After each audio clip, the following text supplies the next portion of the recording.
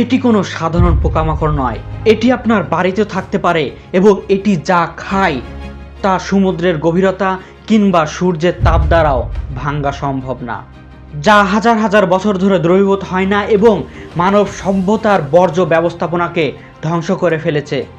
Plastic. কিন্তু এই আঙ্গুলের আকারের পোকাগুলো মাত্র 12 ঘন্টার মধ্যে একটি পলিথিনের ব্যাগকে খেয়ে ফেলে। যদি এটি সত্য হয়, এর অর্থ শুধুমাত্র কেবল একটি: হয় আমরা মানুষ প্লাস্টিককে ভুল বুঝেছি, নয়তো প্লাস্টিক দূষণের সমাধানকে। 2017 সাল, একেবারে স্বাভাবিক সকাল। ডক্টর ফেদেরিকা বার্তোস্কিনি তার বাড়ির উঠানে একটি মৌমাছির চাক পরিষ্কার করছিলেন। সেখান থেকে কিছু পোকা বের করে একটি পলিথিনের ব্যাগে রেখে দেন। কিছু ঘন্টা পর এসে দেখলেন সেই পলিথিনের ব্যাগ ফুটো হয়ে পোকাগুলো বের হয়ে এসেছে। এখানে কাহিনীটি দুই ভাগে বিভক্ত হতে পারত। এখানে তার জায়গায় অন্য কেউ হলে পলিথিনটি ডাস্টবিনে ফেলে দিত, কাহিনী এখানেই শেষ। কিন্তু কাহিনী শেষ হয়নি। শেষ দেখতে হলে সাবস্ক্রাইব। কিন্তু ফেদেরিকা বার্তোস্কিনি তা করেননি। তার নজর অন্য জায়গায় পড়েছে। এই পলিথিনের ফুটোগুলো কোনো সাধারণ ফুটো নয়। তাই সে সেই পোকাগুলোকে নিয়ে ল্যাবে নিয়ে যায় এবং আবার পরীক্ষা শুরু করে। তাদেরকে আবার পলিথিনে ঢুকিয়ে রাখা হয়। এখানে কন্ট্রোল আবহাওয়া টাইমার স্টার্ট, আর ফলাফল মাত্র 40 মিনিটের মধ্যে আবারও ফুটো করে ফেলেছে। আরও শকিং করার বিষয় হলো 12 ঘন্টার মধ্যে পুরো পলিথিনই গায়েব।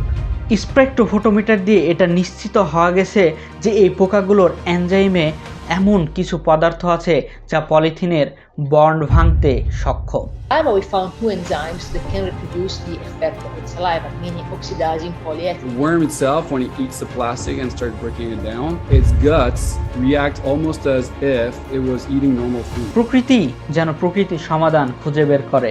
দুনিয়াতে এক্সাইটমেন্ট ছড়িয়ে পড়ে। নতুন ল্যাব তৈরি হয়, ফান্ডিং জোগাড় করা হয়। কারণ প্লাস্টিক পলিউশন শুধুমাত্র একটা সমস্যা ছিল না, এটা একটা অসমাধানযোগ্য সমস্যা ছিল, যেখানে ঢোকার রাস্তা আছে কিন্তু বের হওয়ার কোনো রাস্তা নেই। দিন দিন গভীর থেকে গভীরে। এই জায়গাটি লক্ষ্য করো, এটি দুটি পাকিস্তানের চেয়েও আয়তনে বড়। এটা কোনো দ্বীপ না, এটা হলো প্লাস্টিকের স্তূপ। এটার ঘনত্ব এত বেশি যে কিছু কিছু জায়গায় কঠিনের মতো আচরণ করে। এর আশেপাশের জায়গা অর্থাৎ সফট এজেস ধরে নিলে সম্পূর্ণ ভারতের চেয়েও বিশাল। একটা নতুন গবেষণায় দেখা গেছে এই প্লাস্টিকের পরিমাণ প্রায় 5.25 ট্রিলিয়ন।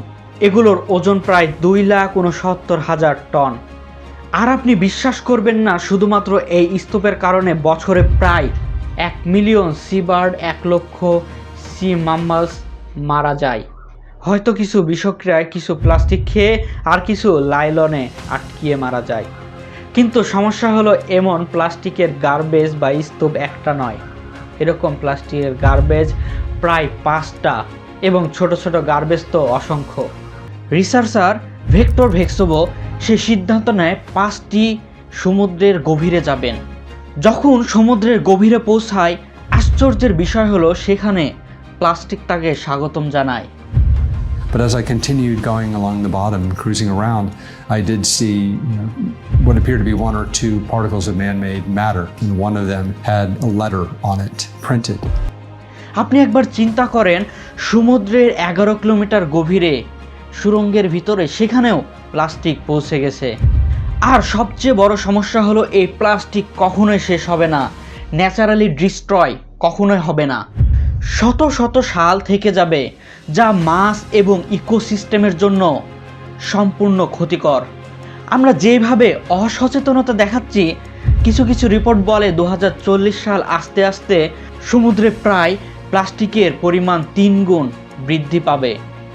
তখন এমন হবে যে মাছের চেয়ে প্লাস্টিকের পরিমাণই বেশি। আর ঠিক এই সময় প্রকৃতি এক বিস্ময় পাঠালেন, ওয়াক্সওয়ার্ম, যা 1 গ্রামের চেয়েও ছোট পোকা, যা প্লাস্টিক খেয়ে ফেলে। এই ছোট পোকা যেন মানুষের শেষ আশা হয়ে গেল। প্রশ্ন ছিল খুবই সহজ, এই ছোট পোকা কি ৭০ বছরের মানুষের ভুলকে ফুল রূপে রূপান্তর করতে পারবে?